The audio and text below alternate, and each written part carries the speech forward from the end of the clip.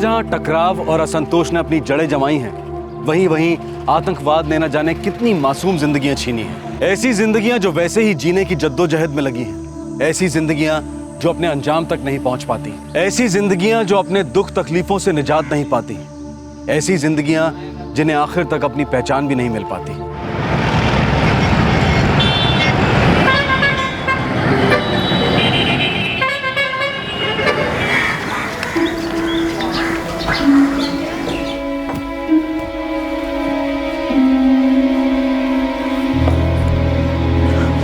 कहाँ जा रहे हैं आप? बाहर में, मुझे नहीं मालूम। आप हमें परेशान क्यों करते हैं? क्या आप कभी नॉर्मल नहीं रह सकते? नॉर्मल? और तुम्हारे साथ दिमाग खराब हो गया मेरा यहाँ पे रह के। बापूजी, बापूजी आप बाकी परेशानी क्यों नहीं समझते? मेरी तकलीफ का किसी को पता भी है? शांति थी जीवा दियो मने।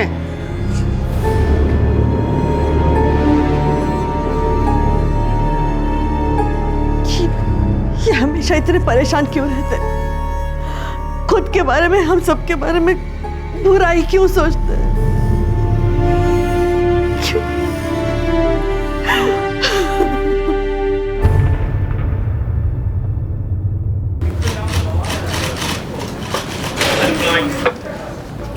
सर 1 हफ्ता हो गया लेकिन अभी तक बापूजी आए नहीं है। जी, वो बहुत परेशान रहते थे। मनीषा बहन, ये कोई नई बात नहीं है। आपके पति हर 6 महीने में ऐसा करते हैं और 9 साल से करते आ रहे हैं। परेशान होते हैं, कहीं चले जाते हैं, फिर कुछ टाइम बाद वापस आ जाते हैं और फिर कहीं चले जाते हैं। और आप है कि हर बार कंप्लेन करने आ जाती है। देखिए मनीषा बहन, आप ही बताइए हम क्या करें? उनके लिए स्पेशल डिपार्टमेंट खोल लें। देखिए घर जाइए, इंतजार कीजिए, आपको भी पता है कि वो वापस आ जाएंगे।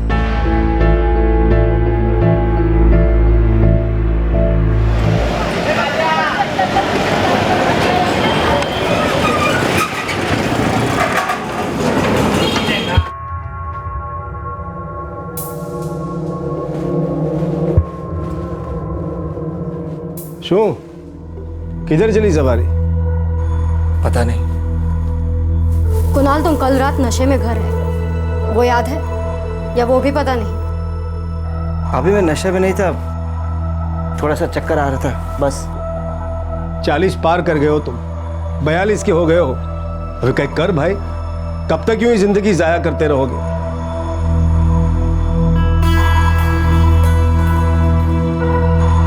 पता नहीं इसकी जिंदगी का क्या होगा। निकलो छू।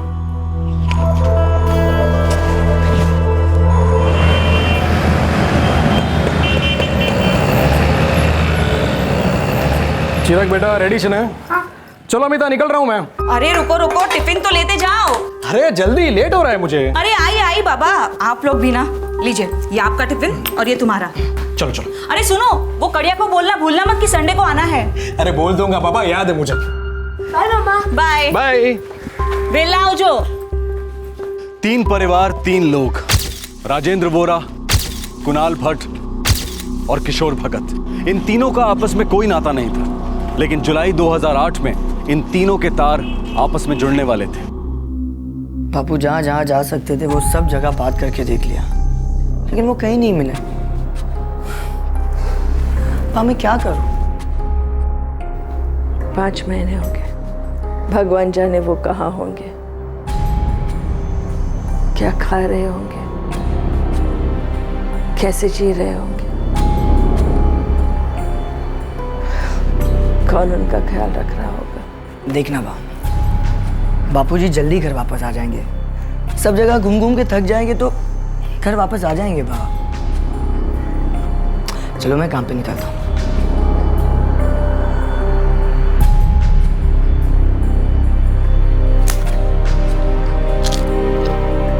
पता नहीं कहाँ पी के पड़ा होगा। पर इतने ज्यादा दिन दूर कभी नहीं रहा। वो छोटा भाई है मेरा, बचपन से ध्यान रखता आया उसका। पता नहीं उसने अपने आप को ये क्या कर लिया, ऐसा कैसे बन गया वो, कुछ समझ में नहीं आता। बेटा टाइम मिलेगा तो पक्का लेके आऊंगा, ओके? नहीं पापा, मुझे आज ही चाहिए मेरा गेम। चिराग ऐसे जिद नहीं करते बेटा। मम्मा देखो ना पापा को, वो पिछले 1 महीने से बहाना बना रही कि वो गेम ले आएंगे, पर अब तक नहीं मिला है मुझे मेरा गेम। बेटा आप जो गेम मांग रहे हो वो थोड़ी महंगी है, पर कोई बात नहीं, आज अगर टाइम मिला तो मैं पक्का लेके आऊंगा। प्रॉमिस? पक्का प्रॉमिस। पापा तो फिर मैं आपको फोन करूंगी आज दिन आने के लिए। चौक्कस करना बेटे। अमिता वो जाओ छुआ। बाय पापा। बाय। आओ जो।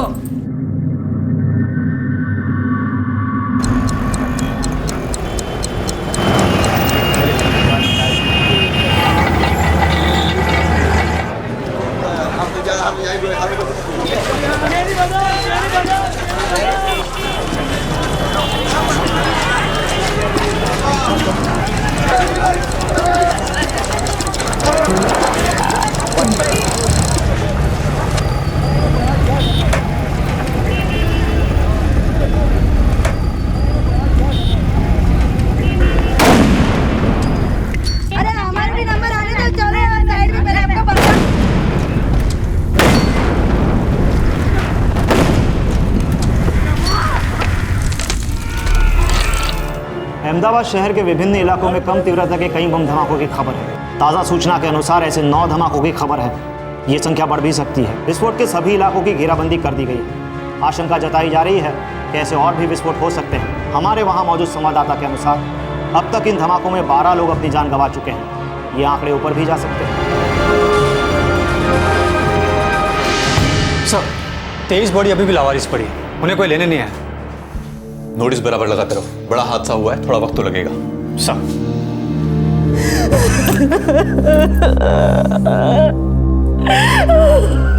बस इतनी बॉडी हमारे पास है जिनकी पहचान अभी बाकी है। वो उस दिन हाटकेश्वर की तरफ गए थे। मैंने बहुत फोन लगाए लेकिन कोई जवाब नहीं मिला। देखिए धमाके में बहुत सी चीजों के टुकड़े टुकड़े हो गए हैं। जांच अभी चल रही है। जैसे हमें कोई फोन मिलता है हम आपको खबर करेंगे।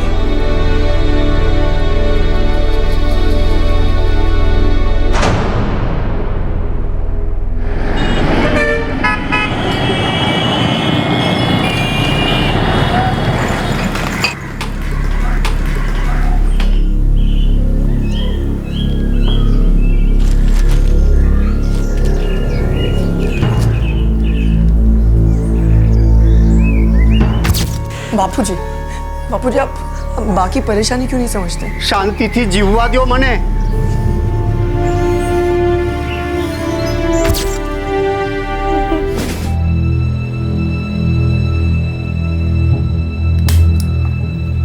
मैंने उनके मेडिकल कंडीशंस के बारे में सब कुछ लिख दिया है और जो भी ज़रूरी पेपर्स थे सारे अटैच कर दिए हैं। तुम्हें वहाँ पर और एक फॉर्म भरना होगा, ठीक है?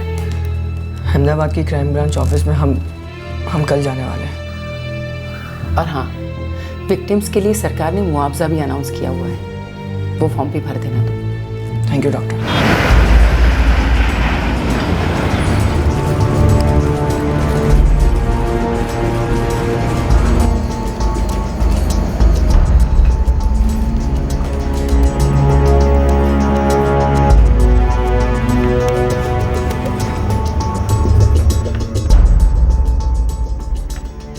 क्या वो काफी टाइम से गायब थे? जी सर, बापूजी हमेशा परेशान रहते थे, अक्सर घर से चले जाते थे, फिर भटक कर वापस भी आ जाते थे, लेकिन सर इस बार नहीं आए। और फिर ये नोटिस देखा हमने पेपर में। सर, ये लोग जो बॉडी की बात कर रहे हैं वो बॉडी नंबर 14 है, लेकिन सर ये पहले ही क्लेम कर ली गई है और आज हमने पेपर में बॉडी क्लेम होने का नोटिस भी डाल दिया है। क्लेम कब हुआ? कल। ऐसे नोटिस हम कई दिनों से पेपर में दे रहे हैं। लेकिन सर ये बॉडी की पहचान तो कुणाल भट्ट के तौर पे हुई है। उसके बड़े भाई संजय भट्ट ने ये बॉडी क्लेम की। उसने कहा कि उसके छोटे भाई की है। लेकिन ये तो हमारे बापूजी है। बॉडी के कपड़े कहाँ हैं? इन्वेस्टिगेशन टीम के पास है। सर क्या मैं देख सकता हूँ? श्योर।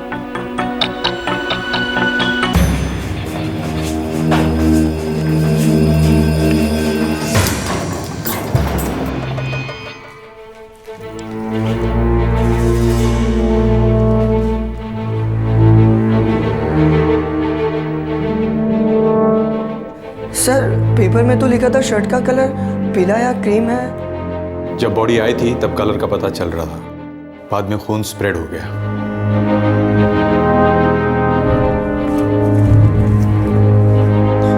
सर मेरे बापूजी इसी तरह की शर्ट पहनते थे, साइज भी वही है। ये तो मेरे बापूजी की शर्ट है सर। और ये पैंट, सर ये पैंट भी मेरे बापूजी की है।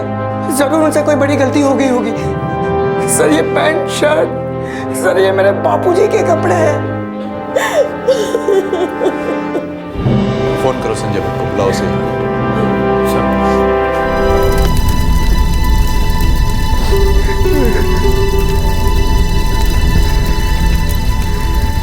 संजय, क्राइम ब्रांच से फोन है तुम्हारे लिए।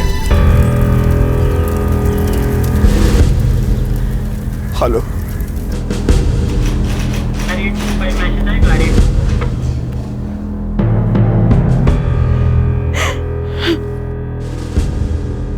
वो बॉडी मेरे भाई की ही थी सर। हाइट, बॉडी सब कुछ भाई से मैच करता था और जैसे कपड़े आपने दिखाए थे वो वैसे ही कपड़े पहनता था। सर मेरे बापूजी भी वैसे ही कपड़े पहनते थे, मैंने देखा। पैंट भी उन्हीं की थी सर, बॉडी भी उन्हीं की थी। जो भाई मने लागे छे कि आपको कोई गलत फहमी हुई है। गलत कैसे लग सकता है? हमने तो बॉडी देखी ही नहीं थी और आपने तो अंतिम संस्कार भी कर दिए। वो कुणाल ही था। सर मुझे पक्का यकीन है कि वो मेरे बापूजी की बॉडी थी।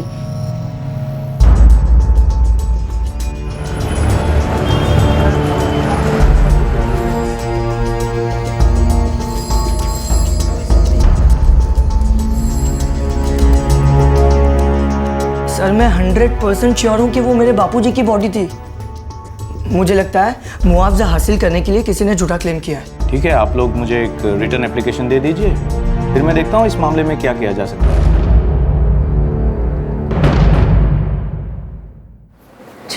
सर संजय भट्ट जिसने बॉडी क्लेम की है अपने भाई की फोटो लेकर आया था। हाइट बॉडी प्रिसाइजली मैच कर रही थी। सर अगर ये लोग एक दिन भी पहले आते तो शायद हम कुछ कर पाते। अब तो बॉडी का अंतिम संस्कार भी हो चुका है।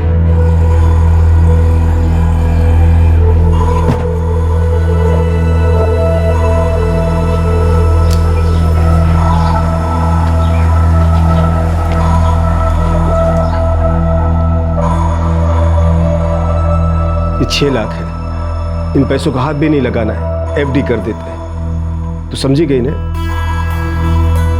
अब मैं उन लोगों को समझाऊं तो कैसे समझाऊं कि वो मेरा भाई ही था, उनके बापूजी नहीं। भगवान करे उनके बापूजी जिंदा हो। मेरा दुर्भाग्य है कि मेरा भाई चला गया।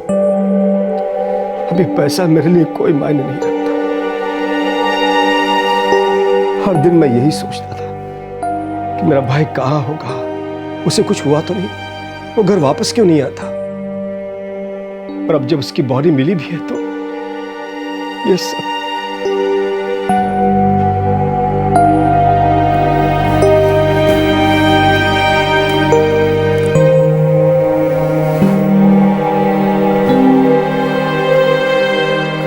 बा कुछ तो खा लो।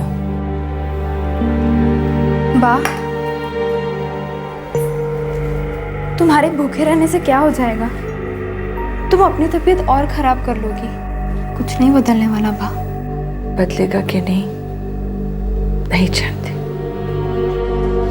मैं तो समझ ही नहीं पा रही हूँ। क्या मैं इसी आस में जीती रहूं कि एक दिन वो लौट कर आएंगे, या ये सोचते हुए मरती रहूं कि ना ही मैं उनके अंतिम दर्शन कर पाई और न ही अंतिम संस्कार। जानती है, तुम्हारे बाबूजी पहले ऐसे नहीं थे। जब तुम दोनों छोटे छोटे थे तब उन्हें बिजनेस में बहुत बड़ा नुकसान हुआ और मुझे मजबूरन अपने मायके वालों से मदद लेनी पड़ी। ये बात तुम्हारे बाबूजी को पसंद नहीं थी, पर मेरे पास दूसरा कोई रास्ता भी नहीं था। और धीरे धीरे तुम्हारे बाबूजी ऐसे होते गए।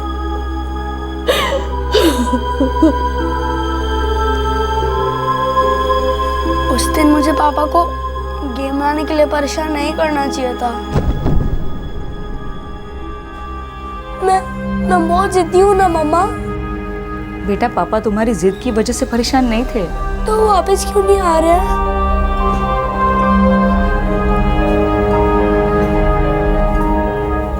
बता रही बेटा, और मालूम नहीं कि वो कभी वापस आएंगे भी या नहीं।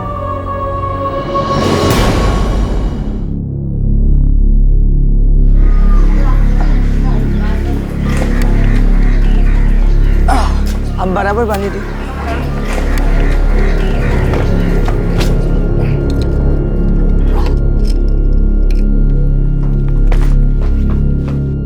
भैया मैं चाबी देकर आती हूँ।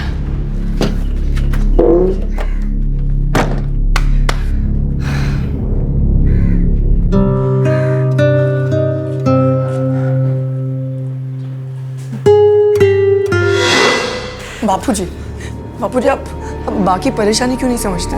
मेरी तकलीफ का किसी को पता भी है? शांति थी जीवा दियो मने।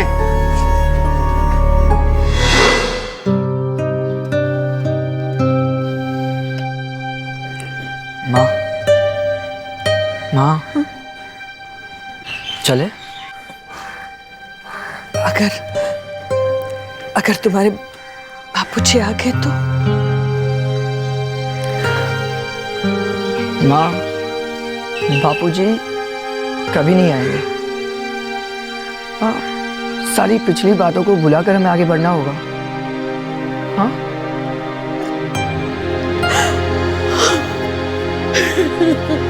माँ संभालो अपने आप को।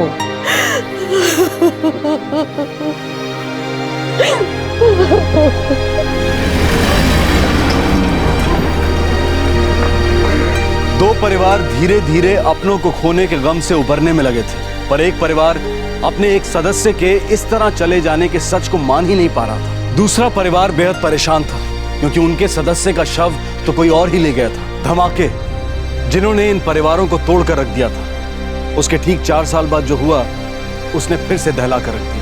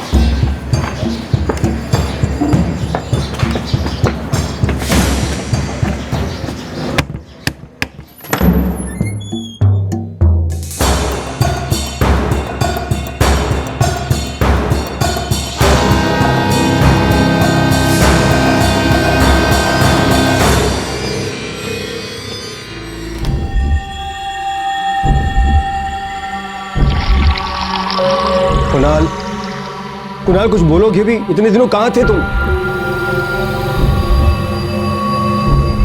कुणाल तुम्हें समझ में आ रहा है तुमने गायब होके कितनी बड़ी गलती की है?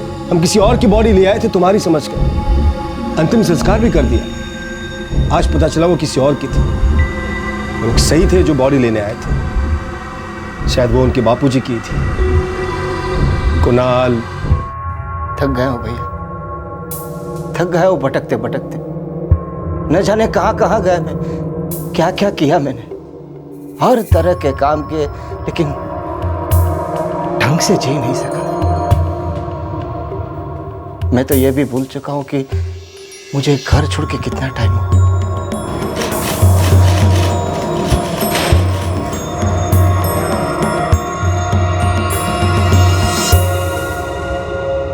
सर हमने पैसों का हाथ भी नहीं लगाया, ये इंटरेस्ट मिलाकर है सर। कहाँ चला गया था आपका भाई? कई जगह भटकता रहा सर, कल ही वापस आया है। उससे बहुत बड़ी गलती हो गई, बहुत बुरा लग रहा है मुझे। उत्तम, फाइल चेक करो, उस वोरा परिवार का कोई नंबर हो, एड्रेस हो तो उसे बुलाओ। सर उनका नंबर तो काम नहीं कर रहा है, पर उनके देहगाम का एड्रेस जरूर है। खबर तो पहुंचानी होगी। 4 साल से वो इसी लड़ाई में लगे हैं कि ये बॉडी उनके फादर की थी।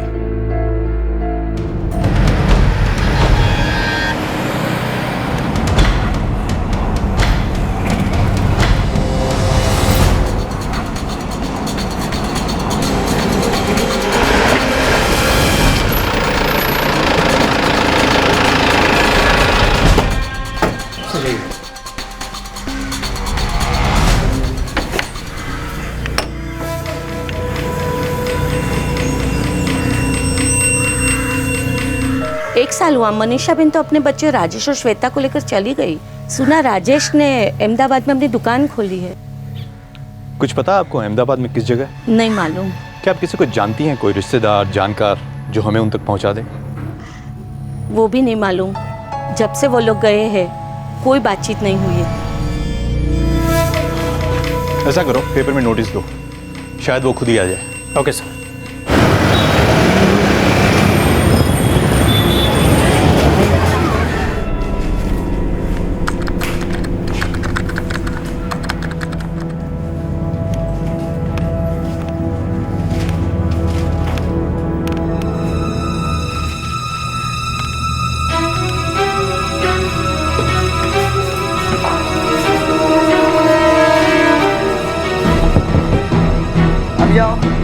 राजेश भाई, क्या ये देखो,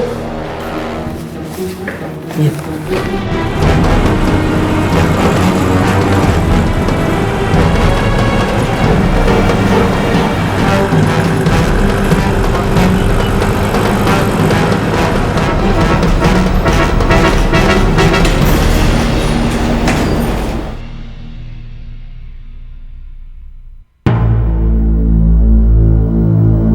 जी 4 साल पहले मैं ये नोटिस देखने से चूक गई थी।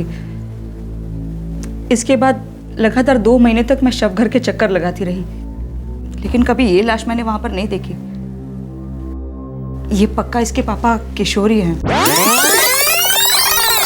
देखो ना पापा को, वो पिछले 1 महीने से बहाना बना रही वो गेम ले आएंगे। आज अगर टाइम मिला तो मैं पक्का लेके आऊंगा। सर ये मेरे बापूजी है, आप लोगों को पहले भी मैंने बताया था और अभी भी बताता हूँ। नहीं, ये पक्का मेरे हस्बैंड है। नहीं सर, ये मेरे बापूजी है। नहीं, देखिए बॉडी का अंतिम संस्कार हो चुका है और उसे जिस आदमी का शव समझकर ये सब किया गया है वो 4 सालों बाद वापस घर लौट चुका है। और हमने ये नोटिस पेपर में इसलिए दिया ताकि किसी एक परिवार की तकलीफ थोड़ी कम हो सके। अब एक बात तो पक्की है, इस बॉडी का अंतिम संस्कार जिस आदमी के रूप में किया गया है ये वो तो नहीं है। This is definite. देखना अब यह है कि ये है कौन। आप लोग हमें 1 दिन का वक्त दे दीजिए।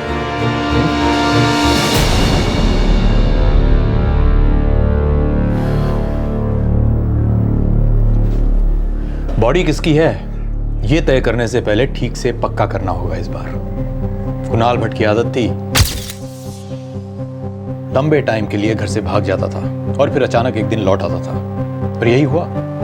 राजेंद्र वोरा की भी बिल्कुल वही आदत थी,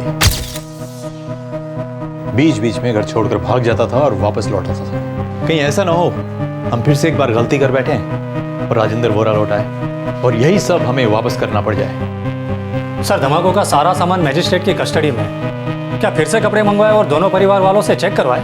हम एक बार ये करवा के देख चुके हैं, कपड़े जिस हाल में हैं कोई फायदा नहीं होगा। सर मजिस्ट्रेट से हम डीएनए टेस्ट की रिक्वेस्ट करते हैं। क्यों ना कपड़ों पे लगे खून और परिवार के खून के नमूनों को मैच करवाया जाए? यही करवाना सही रहेगा।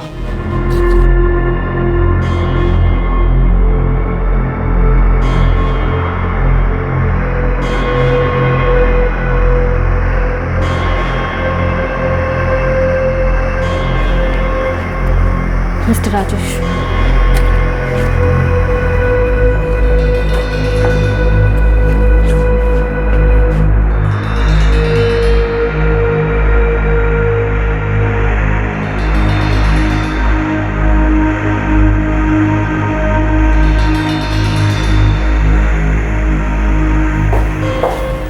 चिराग,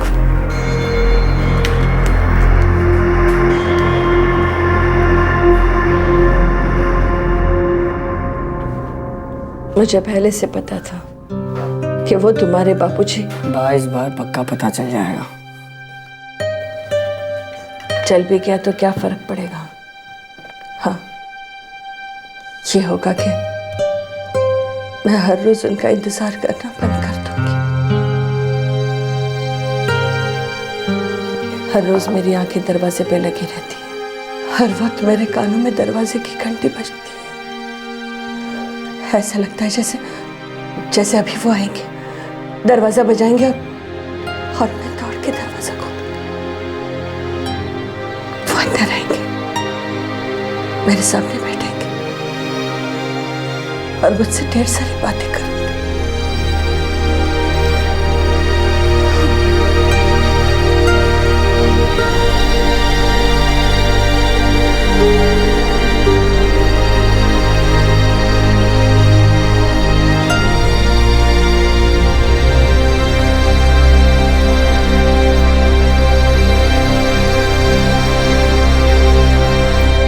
चिराग, क्या हुआ बेटा? सुबह से क्यों चुप हो? मम्मी, ये बॉडी पापा की नहीं होनी चाहिए। क्यों बेटा? मैं तो यही सोच रहा हूँ कि पापा एक दिन वापस आ जाएंगे। जैसे मेरा गेम लाना भूल जाते थे, वैसे घर आना भी भूल गए।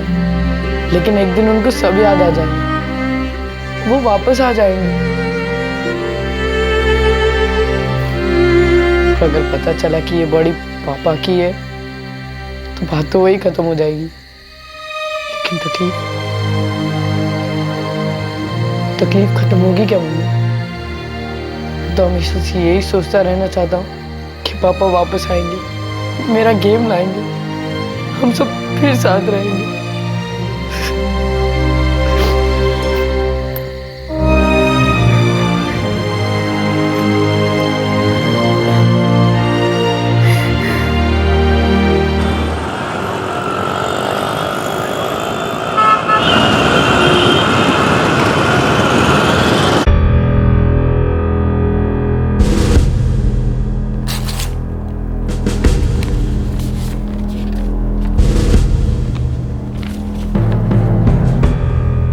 डीएनए रिपोर्ट के मुताबिक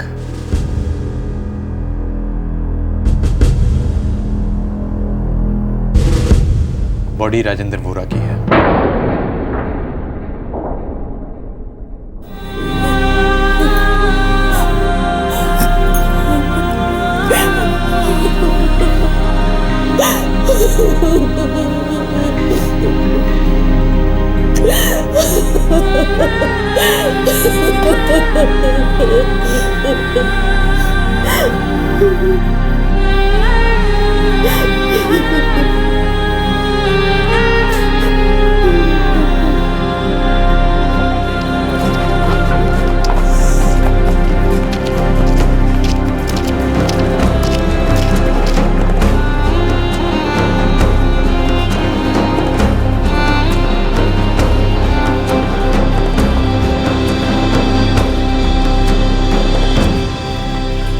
एक गुमशुदा पिता और पति के परिवार को आखिर उसके अंजाम का पता चला, लेकिन दूसरे परिवार को तो इस बात का अंदाजा भी नहीं है कि आखिर उसके मुखिया के साथ क्या हुआ।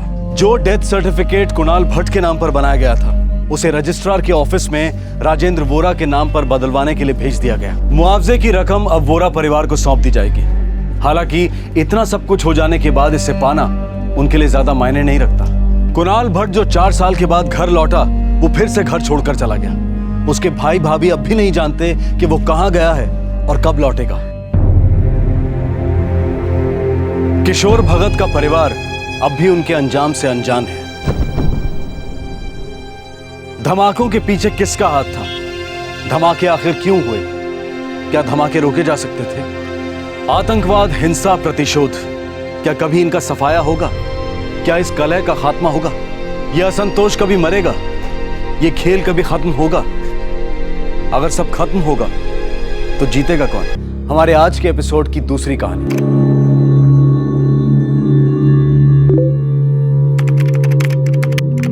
बेचने वाला मिल गया है। कहाँ, कब मिलेगा? अगले महीने। ठीक है, कीमत कितनी? आप बोलो। 90,000। अगर माल पॉजिटिव हुआ तो ज्यादा लगेगा। मेरे पास तो बस इतना ही है देने को। ओके, 1 महीने बाद आपसे बात करता हूं। ठीक है। एक सोशल नेटवर्किंग साइट पर एक डील तय हुई। बिक्री का वक्त, बिक्री की कीमत, हर चीज पर बात हुई। बिक्री 1 महीने बाद होने वाली थी, लेकिन आखिर ये सौदा क्या था?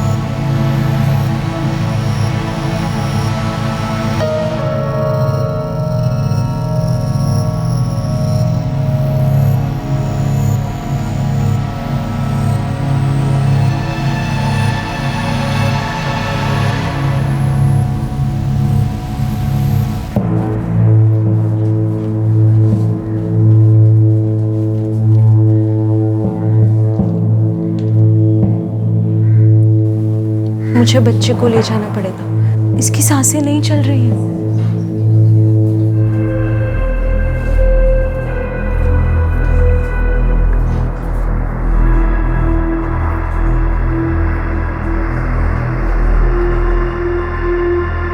कहाँ गया मेरा मुन्ना? यही तो सो रहा था। कहाँ गया मेरा बच्चा? मुन्ना, मेरा बच्चा कहाँ गया? ये मेरा बच्चे को देखा क्या आपने? आपा वहाँ मेरा मुन्ना सोया था, आपने देखा क्या उसे? मैं तो सो रही थी, मुझे नहीं पता। मैंने किसी को भी आपके बच्चे को ले जाते हुए नहीं देखा। कहाँ गया मेरा मुन्ना? यही तो सो रहा था। क्या हुआ? वो मुन्ना नहीं है वहाँ पर। नहीं है मतलब? उसे तो वहाँ झूले पर होना चाहिए। कह रही हूँ आपसे, वो देखे हुए वो नहीं है यहाँ पर। आपके अब्बू कहाँ हैं? वो तो यहीं थे ना? हाँ, मेरी नींद लग गई थी, जब आँख खुली तब ना यहाँ पर मुन्ना था और ना ये अब्बू थे। कहीं वो तो आपके बच्चे को नहीं ले गए? मुझे कुछ नहीं पता। आप मेहरबानी करके मेरे बच्चे को ढूंढ लीजिए। अरे आप शांत हो जाइए, यहाँ बैठो। तुम यहाँ बैठो, मैं देख कर आती हूँ।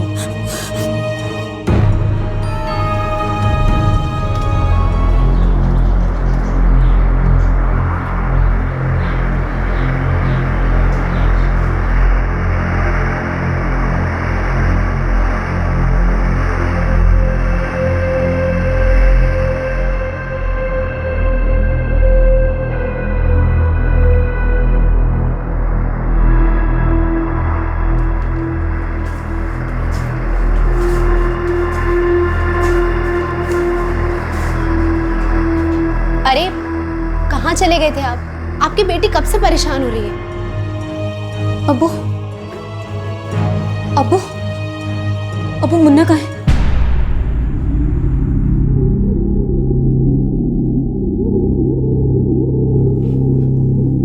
अब्बू अब्बू, कुछ बोलिए ना, कहाँ है मेरा बच्चा?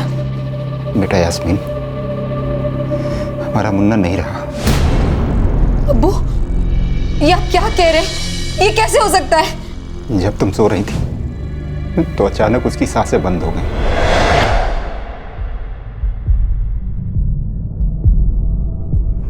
मुन्ना, मुन्ना, मुन्ना, मुन्ना, उठ ना, उठ। इसको बेटा उठ जा। मैंने नर्स को बहुत ढूंढा, नर्स नहीं मिली तो फिर मैंने मधुमिता को बुलाया।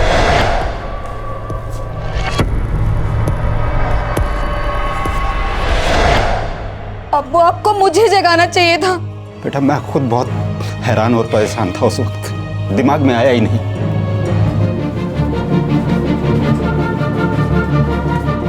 क्या हुआ? कहाँ है बच्चा? आप बताओ। हमारा मुन्ना अब इस दुनिया में नहीं रहा। क्या? आपसे किसने कहा कि आपका मुन्ना इस दुनिया में नहीं रहा? कहाँ है वो? मधुमिता उसे ऑक्सीजन देने के लिए ले गई थी, फिर उसने कहा कि हमारा बच्चा नहीं रहा। ले कहाँ गई वो? यहाँ लैब इंचार्ज मैं हूँ। अगर मधुमिता बच्चे को ऑक्सीजन के लिए ले गई थी तो उसे मेरे पास आना चाहिए था। मेरे पास तो आई नहीं वो। हमसे यही बोल के गई थी कि वो बच्चे को ऑक्सीजन देने जा रही है। फिर देर हो गई तो मैं देखने गया, वो मुझे गलियारे में मिली। फिर उसने बताया कि हमारा बच्चा नहीं रहा, मर गया है। देखते ही मधुमिता कौन है, मुझे कुछ गड़बड़ लगती है।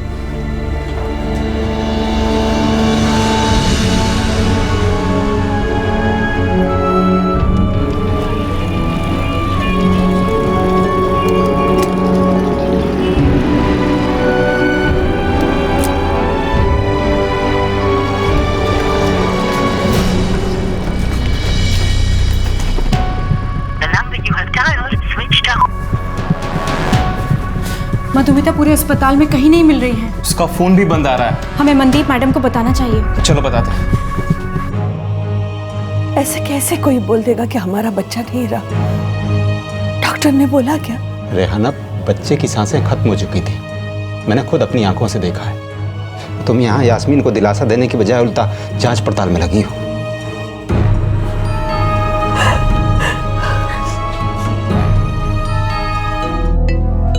नर्स मधुमिता, ये हमारे क्लिनिक की नर्स तो नहीं है? जी नहीं मैडम, वो तो उसी फैमिली के साथ आई थी।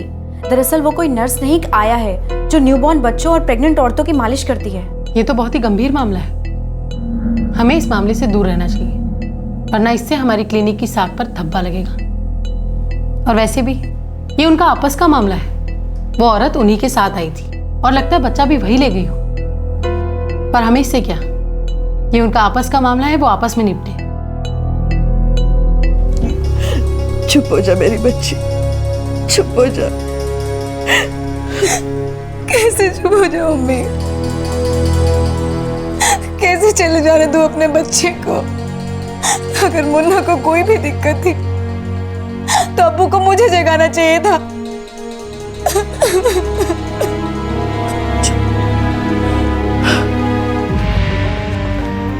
बेटा नगमा, ये पकड़ो और तुम मंडी से जाकर कुछ सब्जियां ले आओ।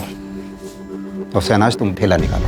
आज मैं और तुम्हारी अम्मी काम पर नहीं आ पाएंगे, इसलिए सारा काम तुम दोनों को ही संभालना होगा। पर अब्बू कैसे जाऊं? यास्मीन आपा बहुत परेशान है यहाँ पर। बेटा तुम उसकी फिक्र मत करो, उसे मैं संभाल लूंगा। तुम दोनों बस काम अच्छे से संभालना।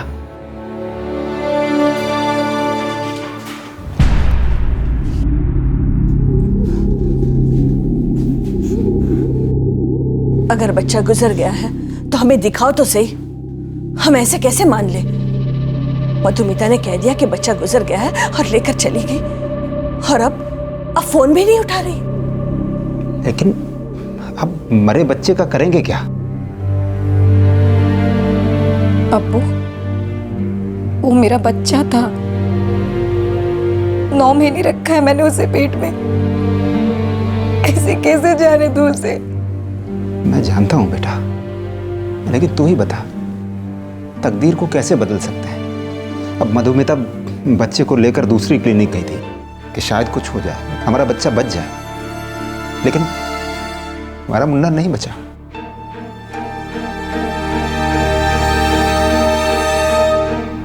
देखिए, साफ साफ बात यह है कि उस औरत को, क्या नाम है उसका, मधुमिता को आप ही लोग लेकर आए थे और वही बच्चे को लेकर चली गई, और आपके शौहर को बोला कि बच्चा गुजर गया है। पहली बात तो यह है कि आपके पति को किसी को ऐसा बच्चा ले जाने नहीं देना चाहिए था, और अगर बच्चे की तबीयत खराब हो रही थी तो कम से कम हमें से किसी एक को खबर करती होती। जी, तो हम लोग डॉक्टर को बुलाते। आप ही बताइए अब हम क्या करें? इस मामले में हमारा घुसना ठीक नहीं है, क्योंकि ये उसी औरत ने किया है जिसे आप लोग लेकर आए थे। तो अगर आपको लगता है कि आपको पुलिस के पास जाना चाहिए तो जाइए, या फिर जो आपको ठीक लगे वो करिए।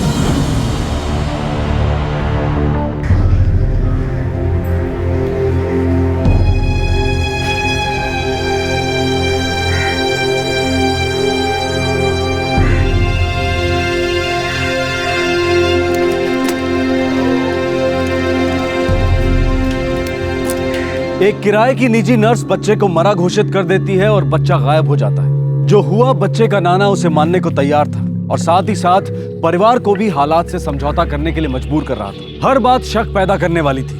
दाल में बहुत कुछ काला था, लेकिन फिर भी मामला आगे नहीं बढ़ा। मृत बच्चे को कभी भी उसकी मां को दिखाया तक नहीं गया, और मधुमिता नाम की वो औरत अब भी पहुंच के बाहर थी। एक अजीब घटना, लेकिन असल अजूबा तो अभी होना बाकी था।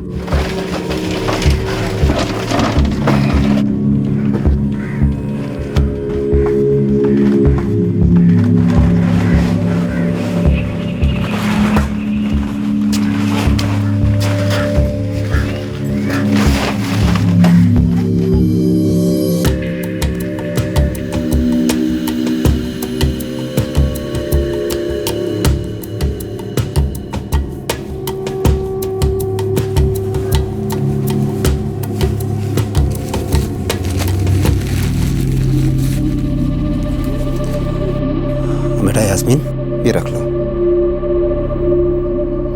तुम्हारे काम आएंगे, और अपना अच्छे से ख्याल रखना। ये तुम रखो घर के खर्च के लिए।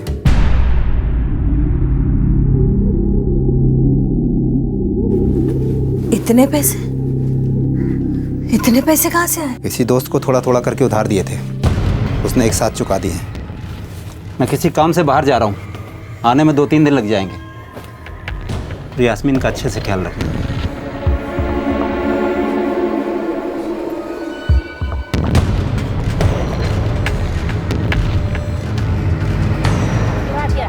ताजे ताजे टमाटर ले लो, भिंडी ले लो, ताजे ताजे प्याज ले लो, ताजी ताजी भाजियां ले लो, ताजी ताजी प्याज ले लो।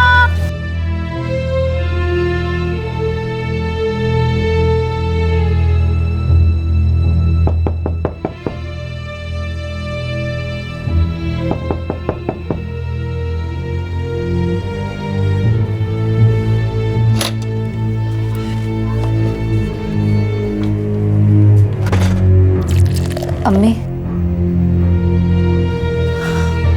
बोल बेटा। एक बात कहनी थी। अम्मी, मुझे लगता है कि अब्बू झूठ बोल रहे हैं। मेरा बच्चा ऐसे अचानक नहीं मर सकता अम्मी। अम्मी, मेरे बच्चे के साथ क्या हुआ क्या नहीं हुआ, ये सोच सोच कर पागल हो जाऊंगी अम्मी। मैं नहीं जी सकती ऐसे। तो तू क्या करना चाहती है? मुझे सच जानना अम्मी। तू जानती है तेरे अब्बू कभी सच नहीं बोलेंगे। काश तेरा शौहर तेरे साथ होता। अम्मी, तुम जानती हो अच्छी तरह कि वो कभी नहीं आएगा मेरे पास। अब हम क्या कर सकते हैं बता। हम पुलिस के पास जा सकते हैं अम्मी। अम्मी, मेरा बच्चा ऐसे नहीं जा सकता मुझे छोड़कर। वो बिल्कुल सही सलामत था जब मैं सोई थी।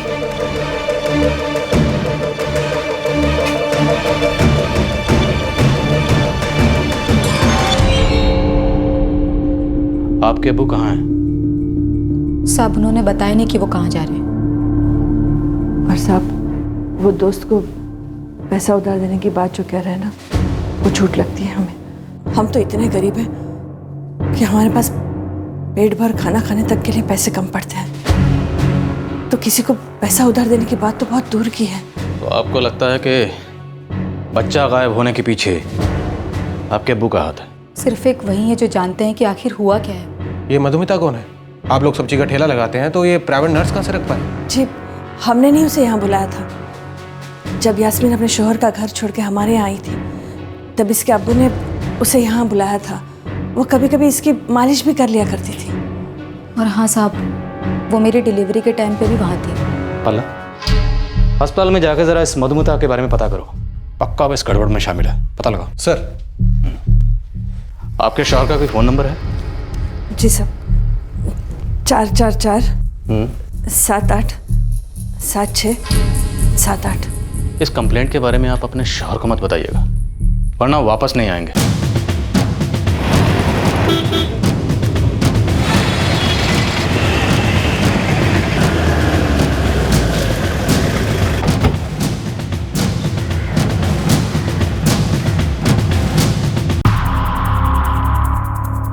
सर, मुझे भी लगता है कि लड़की के अब्बू झूठ बोल रहे हैं, क्योंकि सर क्लिनिक में बच्चे की मौत के बारे में किसी को पता नहीं चला, जबकि बच्चा एकदम नॉर्मल था, उसमें कोई कॉम्प्लिकेशन नहीं था। और अगर बच्चे की तबीयत बिगड़ी तो वो हमें बुला सकते थे, लेकिन उन्होंने उस औरत को बुलाया, मधुमिता को। आप बता सकते हैं कि मधुमिता कहाँ मिलेगी हमें?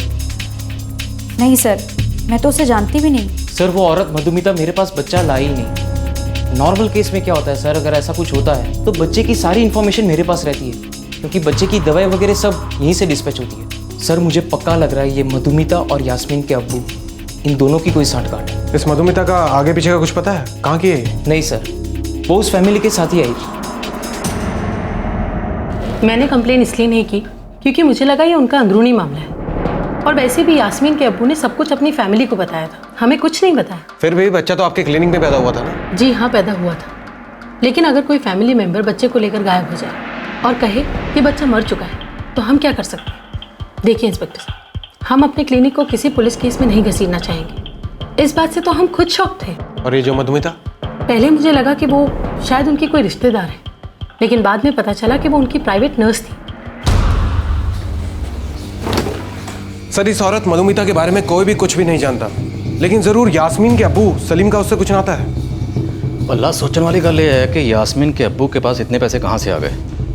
जरूर उसी ने बच्चे के साथ कुछ किया और फिर खुद कहीं चला गया। उसका सेलफोन भी बंद आ रहा है और उसकी लास्ट लोकेशन भी ट्रैक नहीं हो पा रही। हमें हर हालत में इस मधुमिता तक पहुंचना होगा।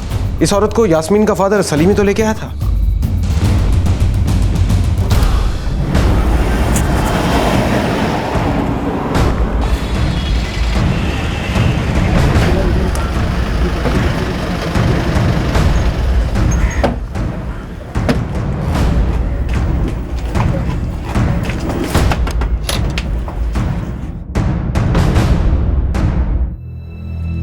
जी, मेरी बेटी सहारनपुर से अपने शौहर के यहाँ से 7 महीने पहले आई थी।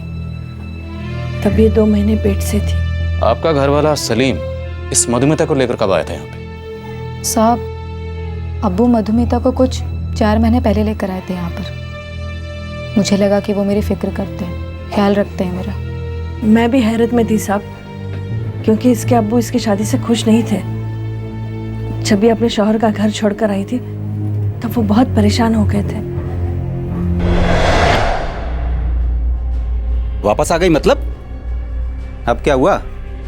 पहले हमारी मर्जी के बगैर उस लौंडे से जाके शादी कर ली, अब मुंह उठा के फिर से चली आई। तो फिर मैं क्या करती अब्बू? वो मुझे मारता था, उसकी माँ भी मुझे मारती पीटती थी, और जब मन भर गया तो कहता है कि मुझे तेरी जरूरत नहीं है। 2 महीने पेट से हुआ अब्बू, कहाँ जाती मैं? मतलब अब मुझे झेलना होगा तेरा सारा बोझ?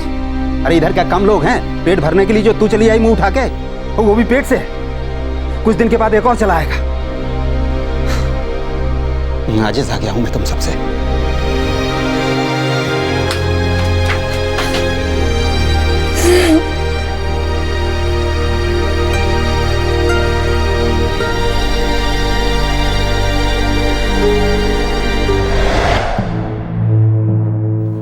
आप दोनों में से किसी को नहीं पता कि मधुमिता कहां से आई थी?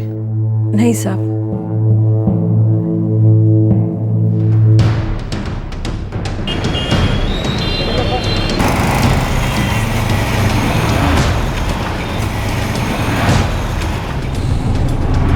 सर, सलीम अपना ठेला चौक पे लगाता है। अभी उसकी 2 बेटियां हैं, नगमा और शनाज, वो संभालती हैं ठेला।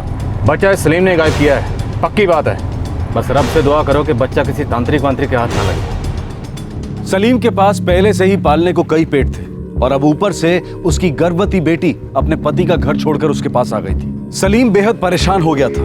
उसके खर्चों में एक और बढ़ोतरी तो हो ही चुकी थी, लेकिन बहुत जल्द वो 1 से 2 हो जाने वाले थे, और सलीम पर खर्चों का बोझ और बढ़ने वाला था। क्या सलीम आने वाली मुसीबत से छुटकारा पाने का रास्ता सोचने लगा था? सब्जी ले लो, सब्जी, ताजे ताजे टमाटर, सब्जी ले लो, ताजे ताजे टमाटर ले लो, प्याज ले लो।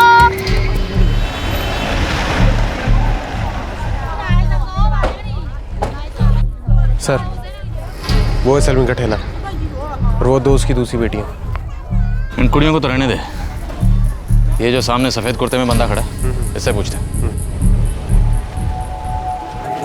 साहब, वो सलीम तो बेवड़ा है, उसका जिगरी दोस्त मुस्तकिम है। उसको मालूम होगा कि मधुमिता को कहाँ से लाया। ये मुस्तकिम कहाँ मिलेगा? साहब, वो तो टोकरी में सब्जी बेचता है, घूमता है दिन भर। वो आपको रात को मिलेगा इसी बस्ती के देसी ठर्रे के अड्डे पे। तुम जानते हो मुस्लिम को? जी साहब। तो रात को चल हमारे साथ। जी साहब।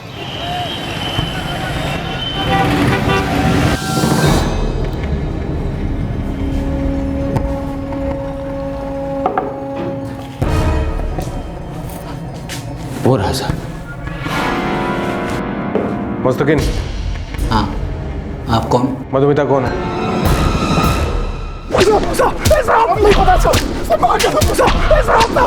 बोल रहा हूँ ना साहब, बोला ना, बताता हूँ। चेती बोल, बक जल्दी। मधुमिता कौन और कहाँ रहती है? दुर्गानगर बस्ती में। उसे सलीम के पास कौन लाया था? मैं लाया साहब। अब तू ही बता, कैसे चला पाऊंगा मैं घर का खर्च? अभी शहनाज की, नगमा की शादी करनी है, ऊपर से यास्मीन आदम की है, वो भी पेट से है। इस हालत में तुझसे काम करने की भी नहीं बोल सकता। अभी तो मैं झेल लूंगा, कल को बच्चा आएगा तब क्या? आज की दुनिया में बच्चे पालना कोई हंसी खेल है क्या? या अल्लाह, ऊपर वाला कोई ऐसा आदमी मेरे पास भेज दे यार, जो मेरी सारी तकलीफें अपने सर ले ले। बच्चा आ जाएगा तो तुझे भी मुसीबत, यास्मीन को मुसीबत। साला खुद का पेट तो ठीक से भरता नहीं, एक बच्चे का और भरो। मेरी मान, बच्चा दे दे किसी को। यार कैसे दे दूँ, किसको दे दूँ बच्चा यार? एक औरत है जिसे मैं जानता हूँ, प्राइवेट नर्स है, ऐसी हालत में बड़े काम की चीज़ है। लेकिन बच्चे का वो करती क्या है? और मुझे नहीं मालूम, लेकिन ऐसे नामुराद बच्चों के बदले पैसे भी देती है। मुझे भी पैसे मिलेंगे? ऐसा मुझे बोला तो था एक बार।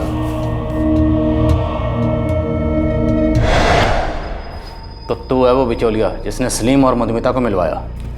क्या करती है मधुमिता बच्चों के साथ? मालूम नहीं साहब।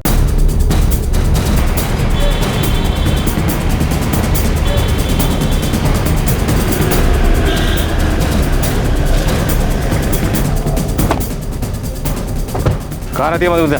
इस गली में। चल।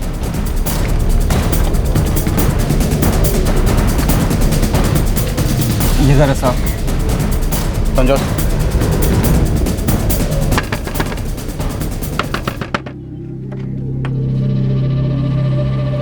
मधुमिता? जी चल साहब, साहब मैंने क्या किया साहब? साहब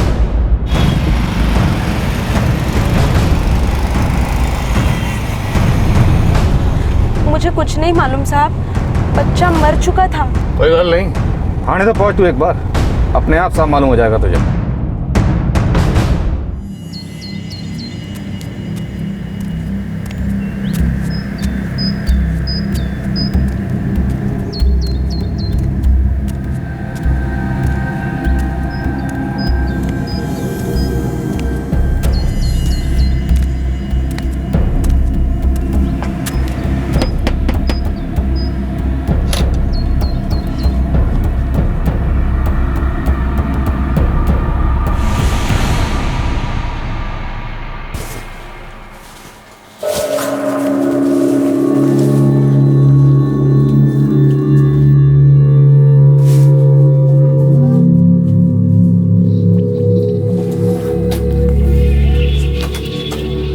बेटा यास्मीन, अब तो ठीक है ना? जी अब्बू। नगमा, अपनी अम्मी को बोल एक प्याली चाय बना के देगी मुझे। जी अब्बू। बेटा यास्मीन, तेरे बच्चे का मुझे बहुत दुख है, लेकिन क्या करूं, सब ऊपर वाले की मर्जी है, और जिंदगी में हालात के साथ समझौता तो करना ही पड़ता है बेटा।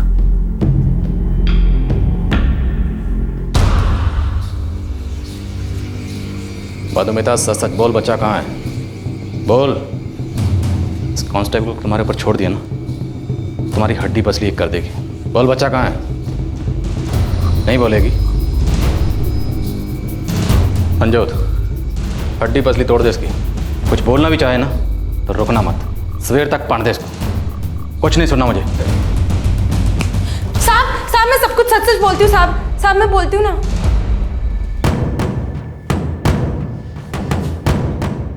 बोल, बच्चा कहाँ है? वो तो नहीं पता साहब। हाँ, सलीम मेरे पास आया था 7 महीने पहले, वो कह रहा था कि बच्चे से छुटकारा पाना चाहता है साहब। तो तुमने दिला दिया छुटकारा? नहीं साहब, मैंने तो सिर्फ बच्चे की बिक्री का इंतजाम किया था। किसको बेचा था बच्चा? साहब मैं बेचती नहीं हूँ, मैं तो बस सौंप देती हूँ। किसको सौंप देती हो? एक आदमी है, हंसराज सिंह। हंसराज? वही जो उस क्लिनिक में लैब में काम करता है? जी साहब।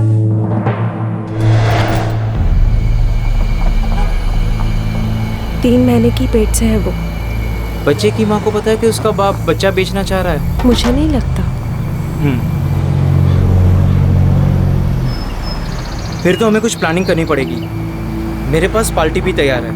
हमें ऐसा कुछ करना होगा कि बच्चे की माँ कोई हंगामा ना करे। वो लोग बहुत गरीब हैं, मुझे नहीं लगता कुछ हंगामा करेंगे। एक काम कर, उसे हमारे क्लिनिक ले आ, वहाँ हम आराम से मैनेज कर पाएंगे।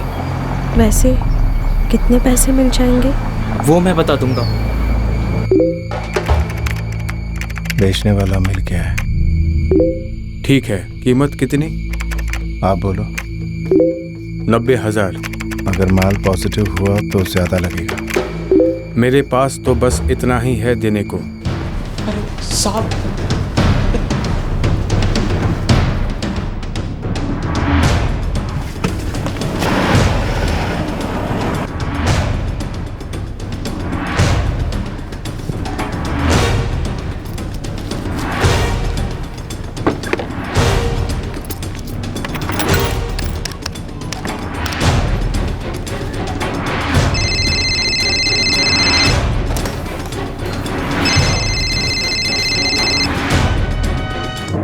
हेलो।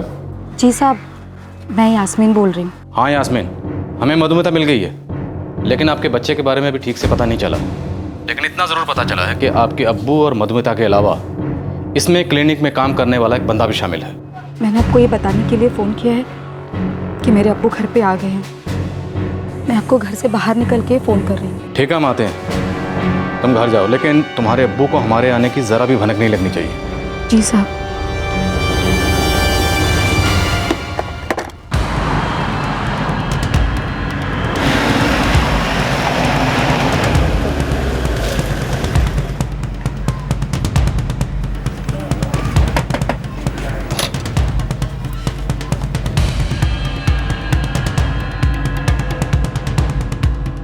साहब क्या हुआ साहब? चल जेल के प्रोटेक्ट ला। साहब इन लोगों ने कुछ गलत बताया आपको साहब। चल चल, बंदे का पता बनाता हूं तुझे। चल साहब आप मेरी बात तो सुनो साहब। साहब बात क्या हुई है साहब? साहब हुआ क्या है? अरे साहब बात तो बताइए। बात थाने चल, सब बताता हूँ तुझे। आजा। साहब 1 मिनट मेरी बात तो सुनिए पूरी।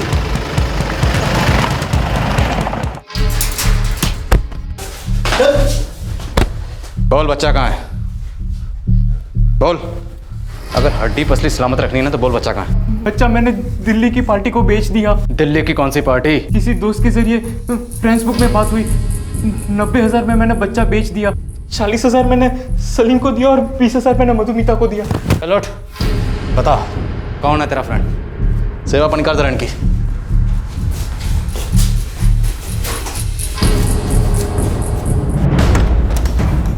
चल लॉग इन कर, अपने इस फ्रेंड की डिटेल बता, वरना तुझे लॉग आउट कर दूंगा। चल।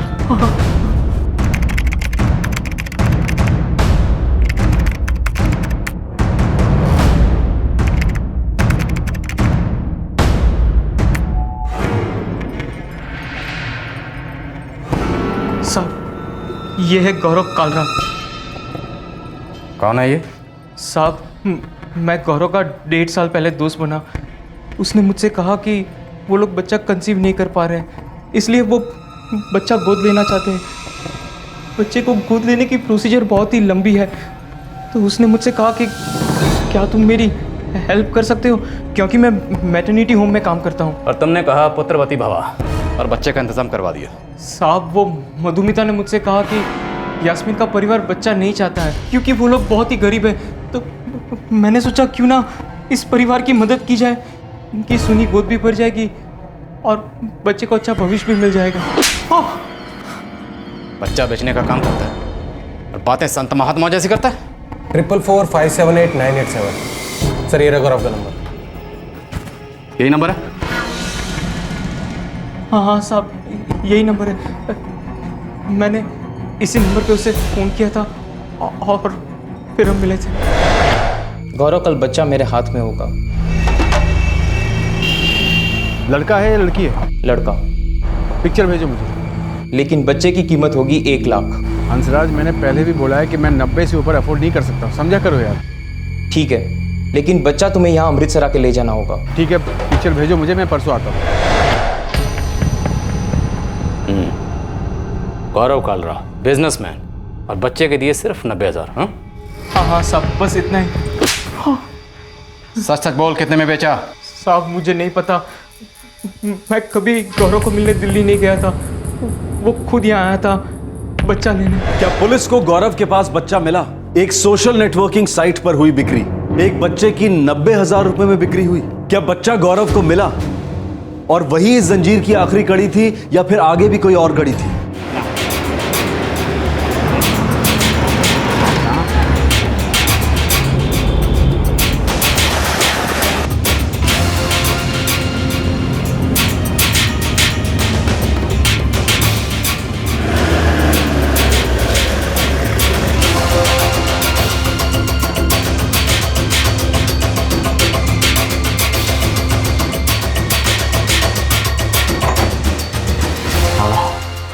फोन रिकॉर्ड में पता तो यही था, 12/134 जागीरपुरी, नाम गौरव का था।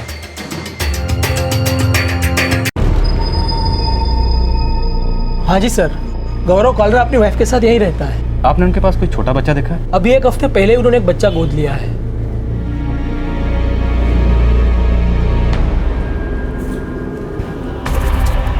कहाँ गए होंगे ये? मुझे लगता है किसी डॉक्टर के पास गए होंगे। कल रात गौरव बता रहा था कि बच्चे की तबीयत बहुत खराब है। हमें गौरव से बड़ा ज़रूरी काम था, आप बता सकते हैं कौन से डॉक्टर के पास गए होंगे ये? वो जरूर चाइल्ड स्पेशलिस्ट अविनाश शर्मा के क्लिनिक पे गए होंगे। कहाँ है उनका क्लिनिक? यही नुक्कड़ पे ही है। Thank you.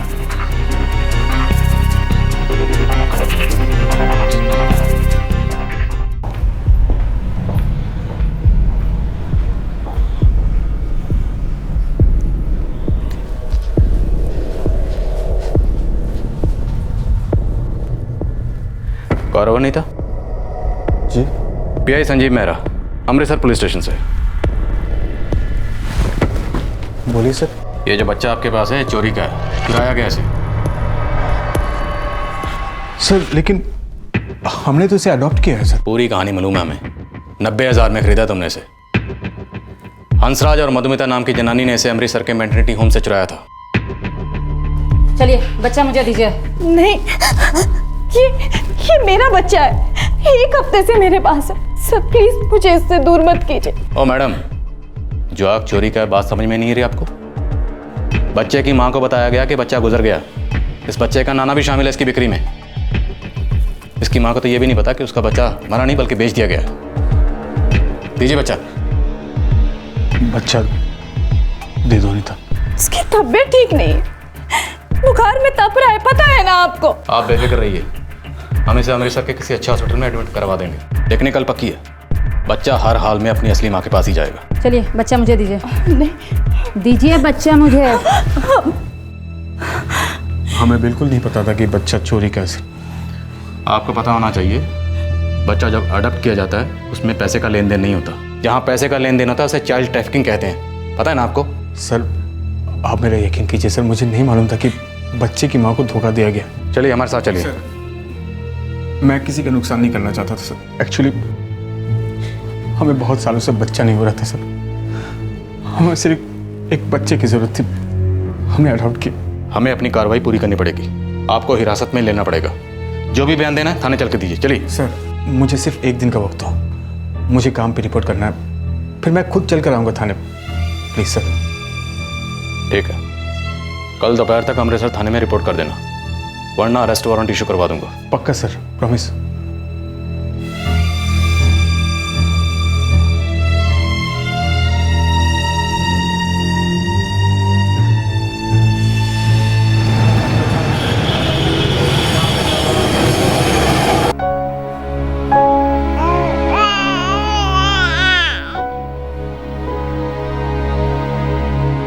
देखिए चिंता की कोई बात नहीं है, बच्चे को हल्का सा बुखार है बस।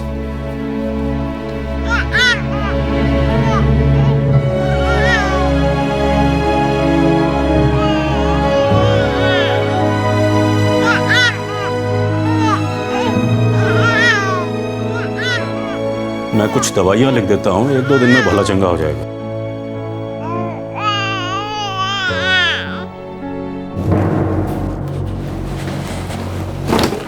सर, उस गौरव का फोन बंद आ रहा है सर। फिर लोग कहते हैं कि पुलिस वाले किसी पर भरोसा नहीं करते। आप भरोसा करके गलती कर ली ना। उसका पड़ोसी दिनेश, जिसे हम कल शाम को मिले थे, उसका कहना है कि गौरव और उसकी पत्नी घर छोड़ के चले गए। उसे ट्रैक करो, उसकी कहानी पर शक है मुझे। सर वो एक मामूली सा बस ड्राइवर है। पहली बात तो ये कि 90,000 में बच्चा खरीदना उसके औकात से बाहर है, और दूसरा कि वो अपने स्टेटस में बिजनेसमैन लिखा है। कुछ ना कुछ गड़बड़ जरूर है। बच्चे को कुछ हुआ होगा, मतलब बच्चा बीमार हुआ होगा, और बच्चे को जहाँ पहुँचाना था उसे वहाँ पहुँचाने में देर हुई होगी और कड़ी टूट गई। ओए खड़ा खड़ा खड़ा खड़ा हो। और कौन कौन शामिल है इसमें? कौन कौन है इस गिरोह में? कोई गिरोह नहीं है साहब, मेरी गौरव से दोस्ती फ्रेंड्स बुक में हुई थी। चांस की बात है, उसे बच्चा चाहिए था। हाँ। सच बोल, बोल आगे। सच कहता हूँ साहब, मैं गौरव को ज्यादा नहीं जानता। मेरी सिर्फ उससे एक ही बार मुलाकात हुई थी साहब। उसने मुझसे कहा कि उसे अपने लिए एक बच्चा चाहिए। अब वो आगे क्या करने वाला था ये मुझे नहीं मालूम है। ये ऐसे नहीं मानेगा, इसे थाने की दवाई पिलाओ। साहब एक मिनट, मुझे एक बात कहनी है साहब। बोलो। मैं सच कहता हूँ, मेरा किसी गिरोह से कोई लेना देना नहीं है। मैं तो सब्जी का ठेला लगाने वाला एक गरीब आदमी हूँ साहब। मैं तो बच्चे को ठीक से खिला भी नहीं सकता था, इसलिए सोचा कि किसी को दे दूँ तो शायद उसकी आने वाली ज़िंदगी बेहतर हो जाए। सब सिर्फ 40,000 रुपये मिले।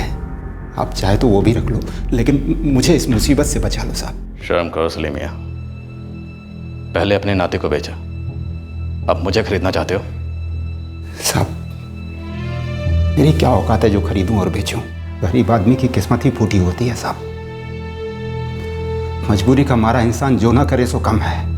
आपने मुन्ने को उस आदमी की पकड़ से तो वापस निकाल लिया, लेकिन क्या गरीबी की पकड़ से निकाल पाओगे जिसमें वो पैदा हुआ? सलीम मियां, अगर बच्चे की परवरिश नहीं कर सकते इसका मतलब ये नहीं कि बच्चा बेच दो। इस गौरव की तलाश जारी रखो, छोड़ना मत उसे। मामला उतना सीधा नहीं है जितना दिख रहा है। इस पूरे मामले के पीछे किसी बड़े रैकेट का हाथ हो सकता है। सर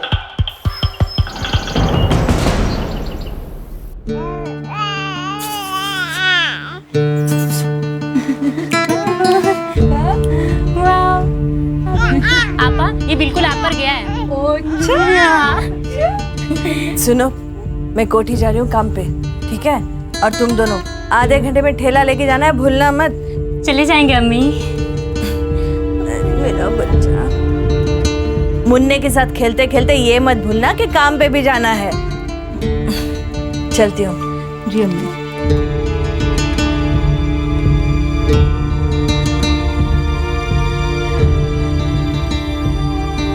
एक नाना ने अपने ही नाती को बेच दिया क्योंकि उसे लगा कि उसकी क्षमता नहीं है कि वो एक और पेट पाल सके। यास्मीन, बच्चे की माँ, अपने भले चंगे बच्चे की मौत की खबर सुनकर सुन हो गई, लेकिन कुछ दिनों बाद उसने इस अजीब मामले को पुलिस तक ले जाने का फैसला किया और किस्मत से उसे अपना जुदा हुआ बच्चा वापस मिल गया। डीएनए टेस्ट हुआ और पाया गया कि बच्चा यास्मीन का ही है।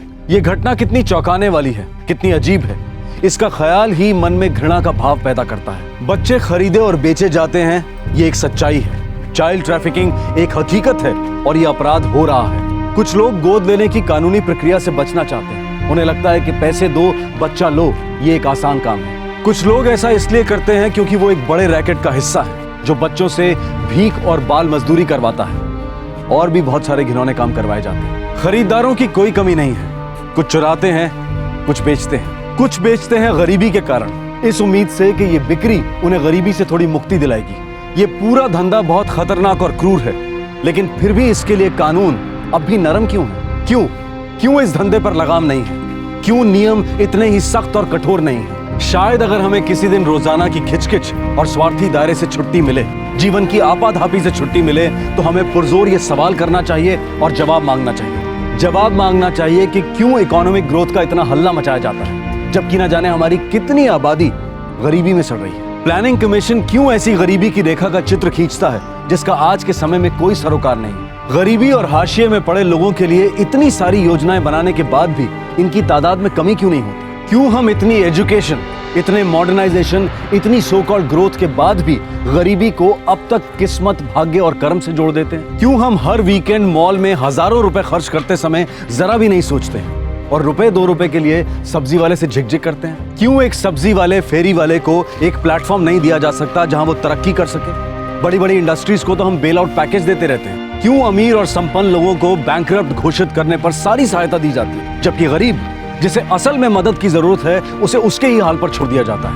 शायद जिस दिन हम अपनी पूरी ताकत के साथ ही सवाल करेंगे तो शायद हमें कोई जवाब मिल जाए। आपसे फिर मुलाकात होगी क्राइम पेट्रोल दस्तक में एक और नए केस के साथ। क्राइम पेट्रोल के और भी दिलचस्प कहानी देखने के लिए हमारे चैनल को सब्सक्राइब करें और बेल आइकॉन दबाना न भूलें।